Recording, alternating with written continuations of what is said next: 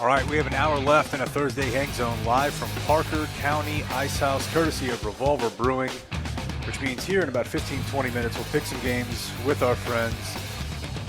It's not gambling, that's a sin. But right now, we go back for the second time today to that Diamond Factory ticket hotline, and we check in with a man who was there the night that Barry Switzer, one, tried to recruit me and said I looked like the only athlete in our whole group.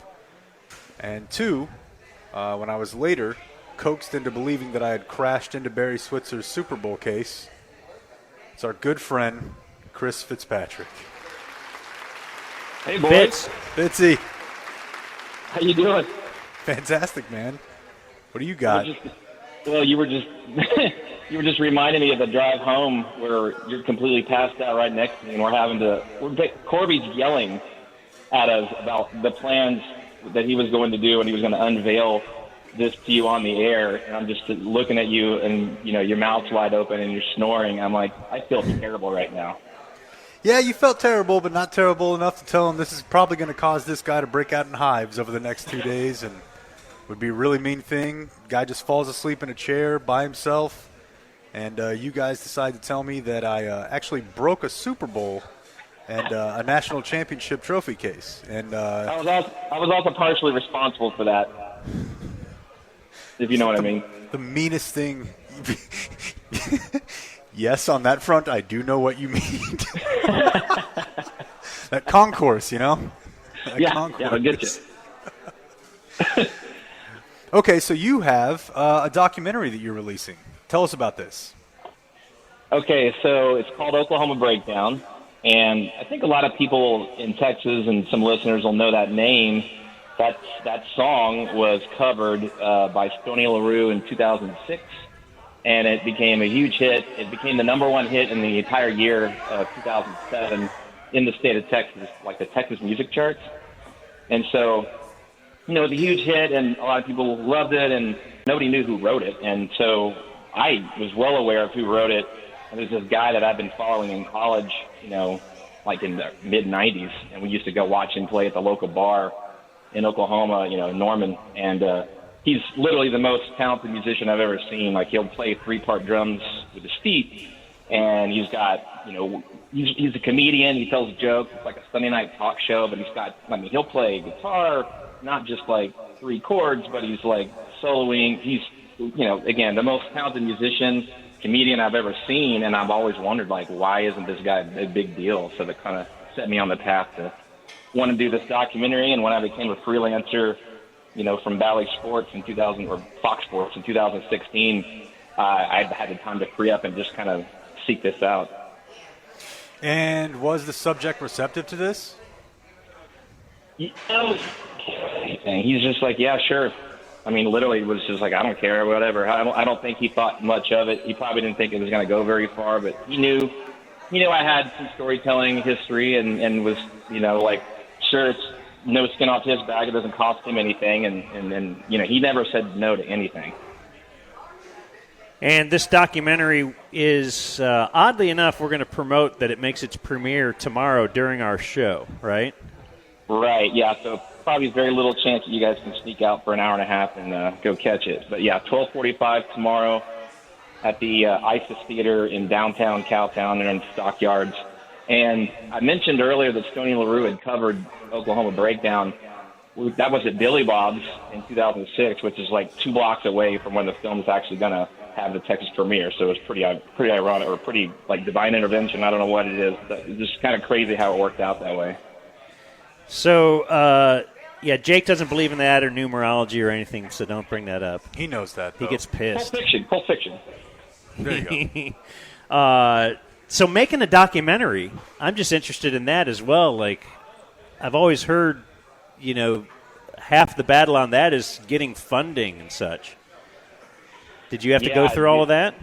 Dude, because it took me 5 years, Dan, and the reason why it took me 5 years is because I didn't have any funding for it. And a lot of these filmmakers don't have a ton of money, and they'll seek crowdfunding, and I didn't do any of that. I don't really know how to do any of that, and I was just like, I just want to keep making it. And when I became a freelancer, I had time to do it, but I had to keep working as a freelancer to sort of fund, and it just kind of recycled. I'd make a little money here, and then I'd go drive to Oklahoma and shoot a gig, and that's why it took so much time. But the good thing is I could drive to all the, sites to do interviews and go to gigs, and then I'd come home and I'd type up all the sound bites and plug them into my editor and just start working on it. So it was just kind of all on my own time. I didn't really have to pay anybody. I was doing all pretty much on my own outside of the post-production stuff, which that stuff kind of cost me some money. But I was able to afford it just because it took so long. So along those same lines, this is our buddy Chris Fitzpatrick, filmmaker.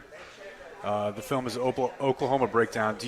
How do you distribute something like this? Like, obviously you have the premiere tomorrow, Lone Star Film Festival, but can you just like throw this up on like Vimeo, or how do people see this after the premiere? Yeah, so basically I actually got one offer, actually two offers. One of them was, I don't know, it's pretty crappy, I was told. I had somebody who knew a lot more about the stuff to look at it.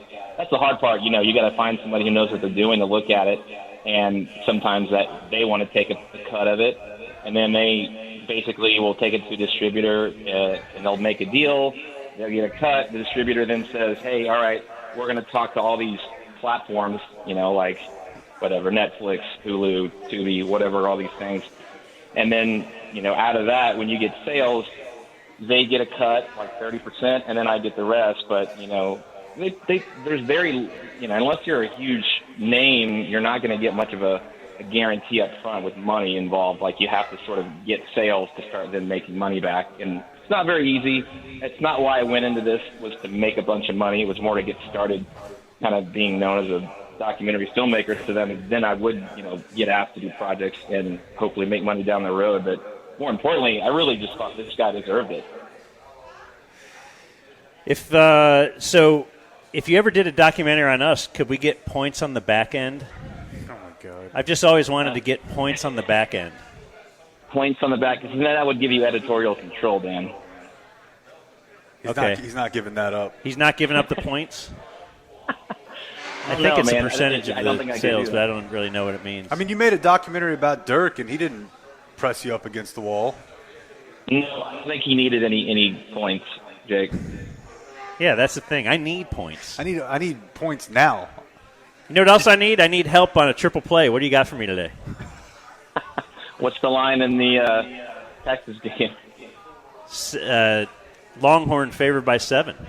Is that you? Say again? Is that receiver playing for TCU? Is he healthy? I think so. Blake? Yeah, he'll play. Take TCU. Okay. Look at that. What do you say? Take TCU. Okay. Your phone's a little wonky. Our tutty. connection's wonky too, but oh no, it's the ticket. Doing my best here. Ticket equipment. Hey, so Dan, while making this film, and I think about personalities who, to ticket specifically, but just friends of mine who would, he would really like this part. This guy, Mike Hosty, sort of reminds me of that moment. Like, I've been in bars where he'd start playing something, I look around and people like whip their head around, like, what did he just say? It's kind of like when in old school where they're on the dance floor, and then the Dan band starts playing, and start cursing. And he'll say something, and they'll be like, wait, what was that? No. And then, 10, 15 seconds later, they'll do the same thing. I think about that sometimes. When I think about Mike Hosty, I was like, I bet you Dan McDowell would really appreciate this guy's humor. Does he ever play outside of Oklahoma? I would say about 80 to 85% of his gigs are in Oklahoma, but he played at the Magnolia Motor Lounge, Jake, which I don't know I'm sure you probably went to once or twice when he lived out there. I believe I've been there with you. It's possible. I mean, maybe you went there when Joe was there. I don't know. But yes, he plays there about twice a year. He played there last Wednesday, actually. Okay. Yeah. Well, the premiere is tomorrow, the Lone Star Film Festival in Fort Worth, tomorrow at 12:45. Is there ticket information or anything else you want to plug here? Yeah, said 12:45, and you can go on OklahomaBreakdown.com and you can find the link there and find out more about the film. I'm just happy that I was able to get that website. It was a pretty hard one to get to, Jake. Well, I'm very happy for you, man. Good people. Well, good things thanks for for good having people. me on. Yeah, dude, and I have always wanted to tell you guys, man, this show, I absolutely love it, and I think you guys fit like a glove. I mean, I really mean that. When the whole changeover happened, when I heard that I was like, man, these guys are perfect together. And I'm not just saying that to butter you up. I really mean that. And it's like you kind of sound like an old married couple at times. Well, at the end of the day, I love him. And I love you too, man. I'm very happy for you. OklahomaBreakdown.com. Shoot us a link if that thing gets where people can stream it, and we'll pump it up. I will. Boys, I love you. Thank you so much. All right, brother. We'll talk to you soon. There he Thanks, goes. bruv. Chris Fitzpatrick. The movie is Oklahoma Breakdown. Yeah, I forgot that my trip to the concourse was what led to my demise that night at Oklahoma football. What am I hearing? Oklahoma Breakdown. Oklahoma Breakdown. Oh, all right. You think we just play a random song? I don't know. It's not good when we're at a crowded bar. We're hearing that sound. Uh-oh. We got phone problems already, and then you got to add another layer of stuff. Guys, I'm sorry. Ooh, I'm boy. sorry. Here's the guy last in Picks with Friends, taking it out on me. Shut up! Trying to Okay. add to All the right, everyone segment, be everyone cool, simmer. play him out, but yeah. Here's the guy that faces no consequences when he has bad picks, but I post them on the website. You're mad that I'm doubling up your record. That's fine. Just All go right, to Picks with Friends. Everyone chill. I'm trying to. We're playing you out. I'm trying to go. All right, Picks with Friends are next.